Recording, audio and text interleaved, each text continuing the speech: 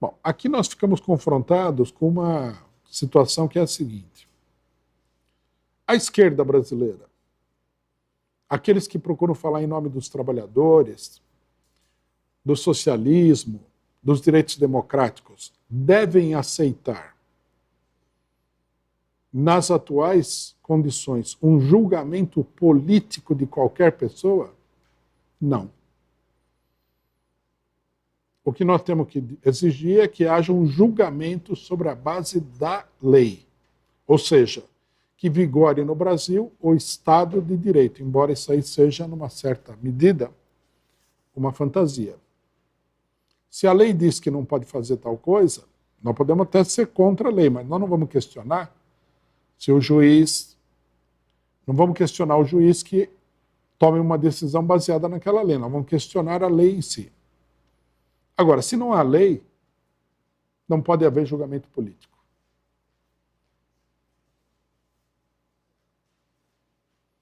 Uma das grandes divergências que nós temos tido com a maior parte da esquerda nacional, e principalmente com essa ala que a gente chamou aqui de espectro governista, é que eles consideram que a política, a lei e tudo mais é apenas um meio, né, de você resolver os problemas com seus adversários. Então, você tem um adversário político, você vai lá e usa um juiz que faz um julgamento farsa. Nós tivemos vários no Brasil, julgamento do Mensalão, Operação Lava Jato, e outras coisas, para resolver o seu problema com seus adversários. Com isso, o regime político se transforma, primeiro, com o aval da esquerda, num regime de arbitrariedade. E segundo, o poder dos juízes e das instituições antidemocráticas cresce exponencialmente. Hoje em dia, por exemplo, até agora, é difícil ainda você conseguir, da parte de setores de esquerda, uma análise fria do que acontece, por exemplo, com a liberdade de expressão no Brasil. Veja-se o caso do Monark. Né? O cidadão falou não sei o que lá, numa live dele, e o Alexandre de Moraes caçou todas as redes sociais do rapaz. Aí a gente vê, né? Existem os trogloditas da política, da esquerda e de direita, que acham assim, eu não gosto dele, então tudo que acontecer com ele eu vou aplaudir. Né? O que é uma política descabeçada e perigosa.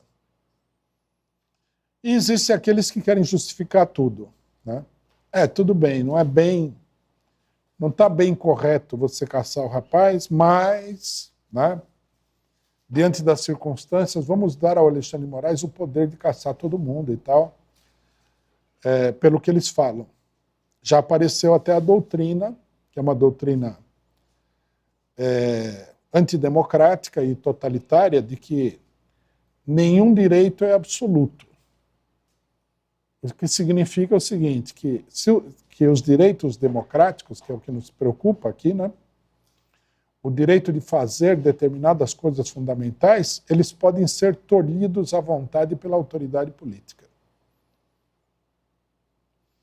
Então o cidadão fala assim, a liberdade de expressão não é absoluta, mas tudo bem, é uma besteira isso daí, é uma posição antidemocrática, é uma posição de quem quer resolver os problemas políticos suprimindo o adversário, suprimindo a liberdade das pessoas de falar?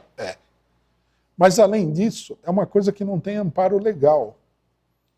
Né? A Constituição brasileira diz simplesmente o seguinte, é livre a expressão do pensamento, vedado o anonimato. A única restrição que a Constituição coloca, a liberdade de expressão, liberdade de pensamento, é o anonimato. Você quer falar alguma coisa, fala, mas aí você põe o seu nome lá. Fora isso daí, não existe nada. Então, nós temos aqui um grave problema político, onde a esquerda toda foi cooptada para posições que são posições reacionárias e direitistas. E não é só isso. Uma parcela dessa esquerda, quando você fala que você é a favor da liberdade de expressão, fala que você é fascista, o que já é grotesco demais. Né? Salvo engano, na Alemanha nazista não havia liberdade de expressão, que havia exatamente o que eles estão fazendo, censura de todo mundo. Né? A censura é uma característica dos governos antidemocráticos. A esquerda foi cooptada para defender a censura. É uma vergonha e isso daí vai custar caro mais cedo ou mais tarde para toda essa esquerda. O julgamento do Bolsonaro não deve ser, o julgamento político do Bolsonaro não deve ser apoiado pela esquerda.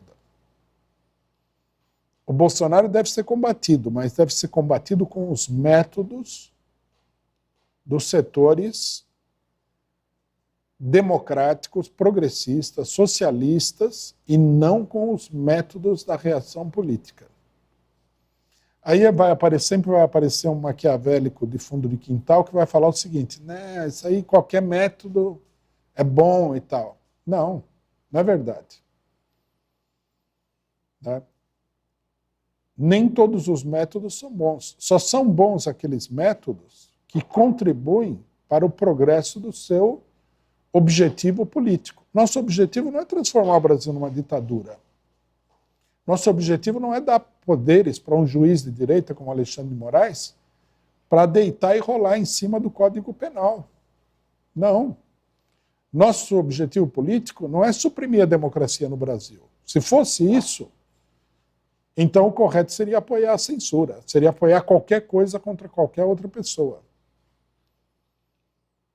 Se nós queremos, nós partimos do princípio de que a única via positiva de desenvolvimento político é a consciência, a mobilização e a organização das amplas massas.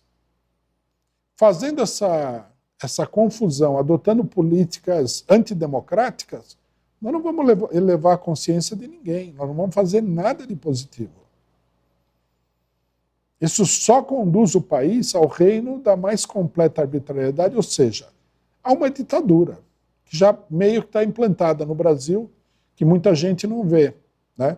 Quando nós falamos que a liberdade de expressão está sendo suprimida, e o pessoal fala que não é verdade, eles não prestam atenção no fato de que várias outras liberdades já foram ou suprimidas ou mutiladas de uma tal maneira que você não consegue exercer mais. Veja-se, por exemplo, o direito de greve. O direito de greve praticamente não existe. Os professores fizeram greve e um juiz considerou que a greve era abusiva. Por que uma greve de professores é abusiva? Porque os alunos vão ficar sem aula, mas se existe direito de greve, alguém vai ficar sem alguma coisa na hora que tiver greve.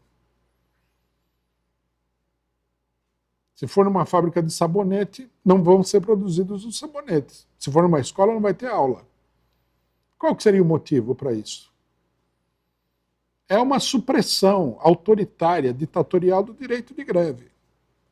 A esquerda olha isso daí, mas não está tão obcecada com seguir a política do imperialismo que não consegue ver. Outra coisa também.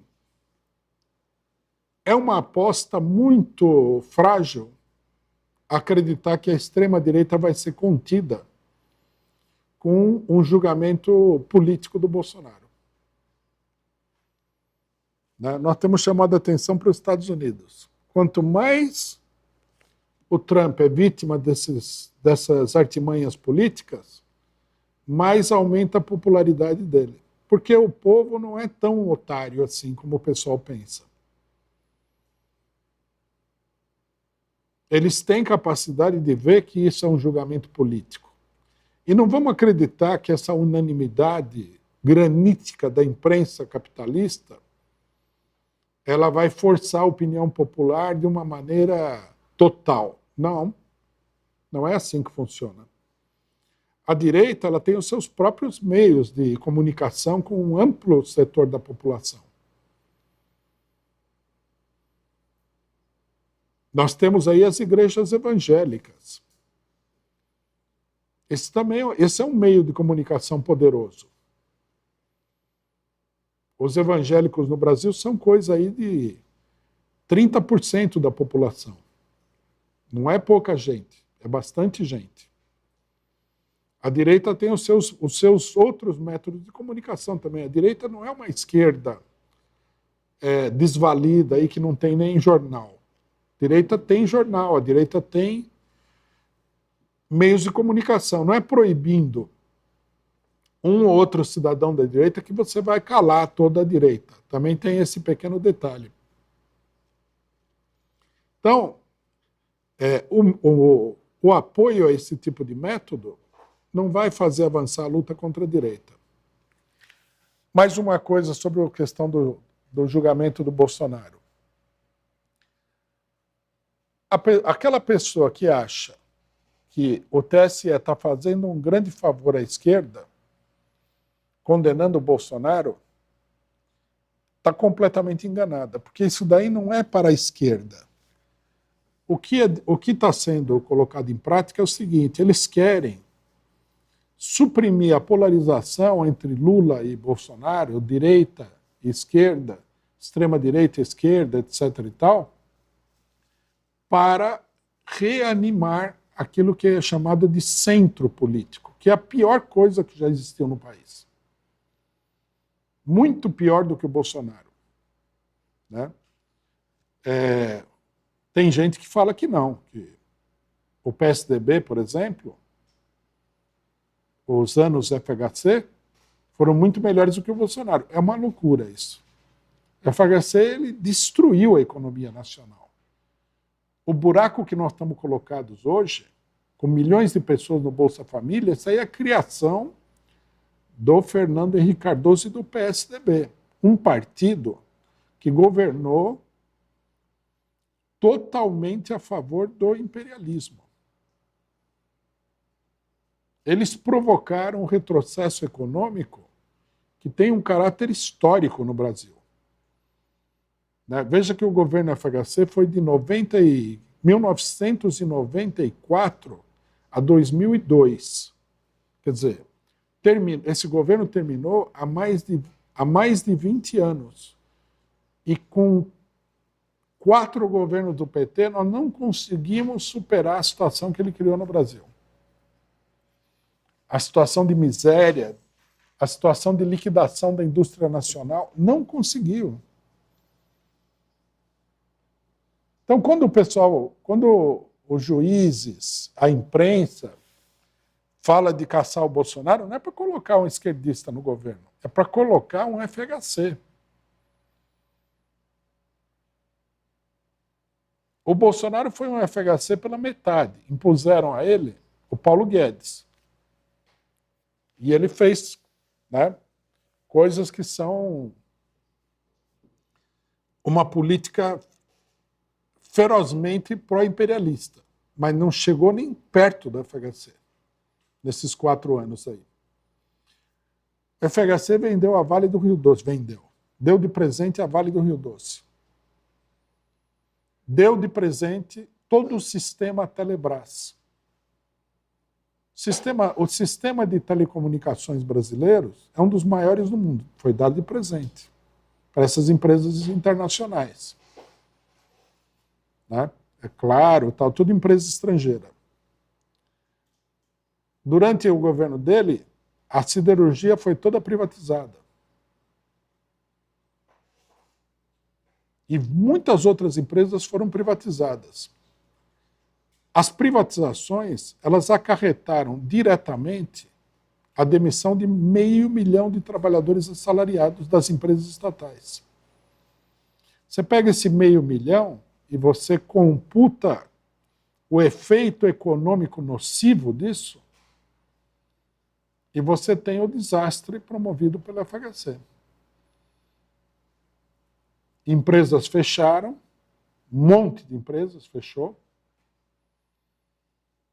e o Brasil caiu nessa miséria crônica que nós estamos vivendo aqui e nesse retrocesso econômico. Porque a história do Brasil nesses últimos 30 anos, desde 94, é uma história de retrocesso econômico e de guerra econômica contra o país. Então, a pessoa precisa prestar atenção no que está acontecendo, né? Não pode cair no conto de que estamos todos juntos contra o fascismo. Isso daí é uma bobagem política.